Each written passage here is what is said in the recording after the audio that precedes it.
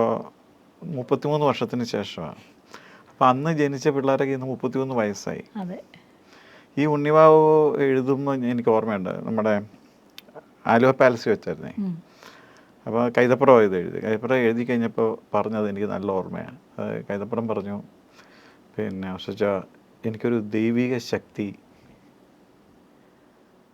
തോന്നുന്നുണ്ടെന്ന് അന്ന് പറഞ്ഞായിരുന്നു എഴുതി കഴിഞ്ഞപ്പോൾ.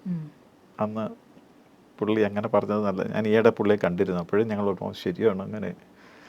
പിന്നെ അതുപോലെ തന്നെ നമ്മൾ കുറച്ച് ദൈവത്തിൽ ഈ പിന്നെ ഇതൊരു ക്രിസ്മസിന് ഈ സിനിമ ഇറങ്ങിയത്.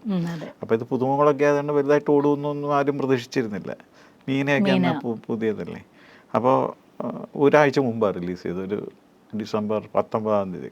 അപ്പം അന്നാകെ ഉള്ളൊരു പരസ്യം, നമ്മൾ ഈ ദൂരദർശനിലൊക്കെ പാട്ടിടും, പാട്ട് വരുമ്പോൾ ഒരു കാർഡ് ഇടും ഫ്രണ്ടിൽ. അതാണ് നമുക്ക് ആകെ കിട്ടുന്ന ഒരു പബ്ലിസിറ്റി, പെട്ടെന്ന് ജനം കാണുന്ന ഒരു. വേറെ ചാനലും ഒന്നുമില്ലല്ലോ, ദൂരദർശൻ മാത്രമേ ഉള്ളൂ. അതിന് ഈ കാർഡിന് ഭയങ്കര ഇമ്പോർട്ടൻ്റാണ്. അപ്പം അന്ന് ഞാൻ ഓർമ്മയുണ്ട്, അന്ന് ക്രിസ്മസ് അല്ലേ, ഉണ്ണീശോ എന്ന് ഞങ്ങൾ പറയത്തില്ലേ, ഉണ്ണി.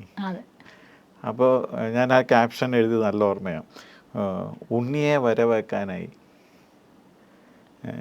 ഉണ്ണിക്കായി ഒരു ഗാനം എന്ന് പറഞ്ഞാണ് ഈ ഉണ്ണി വാവാവോ ഇടുന്നത്.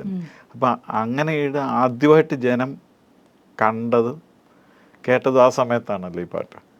ഇപ്പോൾ ആ സമയത്തും ഒത്തിരി കുട്ടികൾ ഇത് പാടി ഉറങ്ങിപ്പോകുമായിരുന്നു. അത് അന്നേ ഭയങ്കര, അന്നേ അതുകൊണ്ട് അത് സ്റ്റിൽ കണ്ടിന്യൂ ചെയ്യുന്നു. ഇപ്പൊ കണ്ടില്ലേ ഇത് ഇങ്ങനെ പാൻ ഇന്ത്യനായി.